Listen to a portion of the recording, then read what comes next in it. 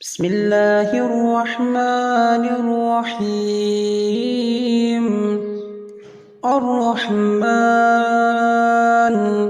علم القرآن، خلق الإنسان علمه البيان.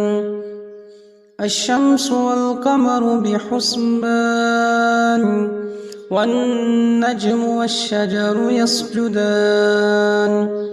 والسماء رفعها ووضع الميزان، ألا تطغوا في الميزان، وأقيموا الوزن بالقسط ولا تخسروا الميزان. والأرض وزعها للأنام، فيها فاكهة والنخل ذات الأكمام، والحب ذو العصف والريحان. فبأي آلاء ربكما تكذبان؟ خلق الإنسان من صلصال كالفخار، وخلق الجان من مارج من نار. فبأي آلاء ربكما تكذبان؟ رب المشرقين ورب المغربين، فبأي آلاء ربكما تكذبان؟ مرج البحرين يلتقيان، بينهما برزخ لا يبغيان. فبأي آلاء ربكما تكذبان؟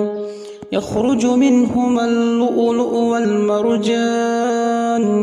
فبأي آلاء ربكما تكذبان؟ وله الجوار المنشآت في البحر كالأعلام. فبأي آلاء ربكما تكذبان؟ كل من عليها فان، ويبقى وجه ربك ذو الجلال والإكرام. فبأي آلاء ربكما تكذبان؟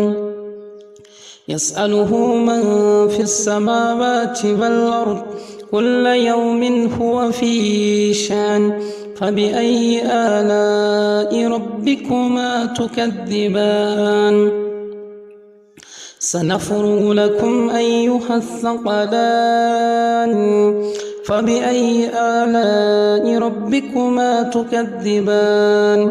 يا معشر الجن والإنس إن استطعتم أن تنفذوا من أقطار السماوات والأرض فانفذوا، لا تنفذون إلا بسلطان. فبأي آلاء ربكما تكذبان؟ يرسل عليكما شواظ من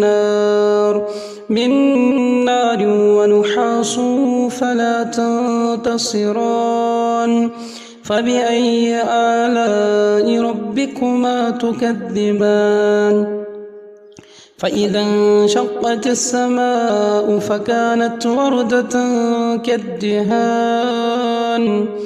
فبأي آلاء ربكما تكذبان؟ فيومئذ لا يسأل عن ذنبه إنس ولا جان. فبأي آلاء ربكما تكذبان؟ يعرف المجرمون بسيماهم فيؤخذ بالنواسي والأقدام. فبأي آلاء ربكما تكذبان؟ هذه جهنم التي يكذب بها المجرمون، يطوفون بينها وبين حميم آن. فبأي آلاء ربكما تكذبان؟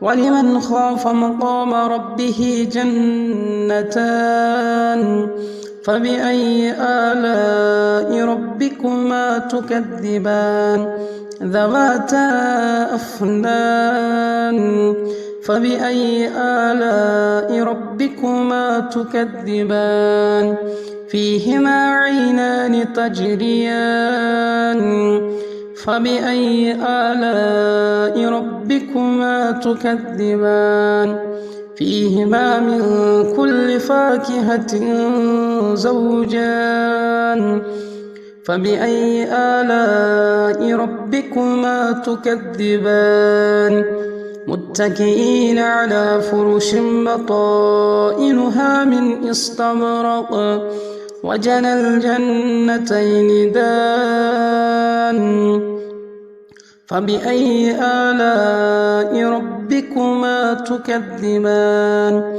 فيهن قاصرات الطرف لم يطمثهن إنس قبلهم ولا جان فبأي آلاء ربكما تكذبان كأنهن الياقوت والمرجان فبأي آلاء ربكما تكذبان هل جزاء الإحسان إلا الإحسان فبأي آلاء ربكما تكذبان ومن دونهما جنتان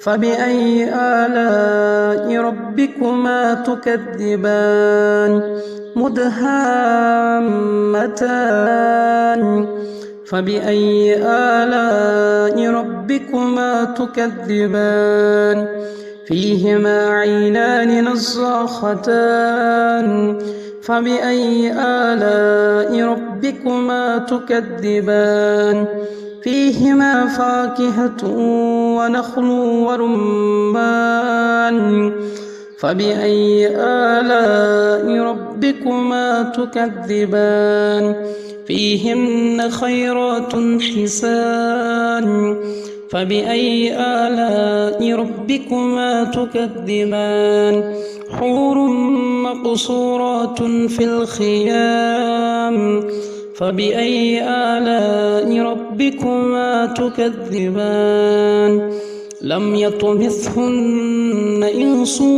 قبلهم ولا جان فبأي آلاء ربكما تكذبان متكئين على رفرف خضر وعبقري حسان فبأي آلاء ربكما تكذبان تبارك اسم ربك ذي الجلال والإكرام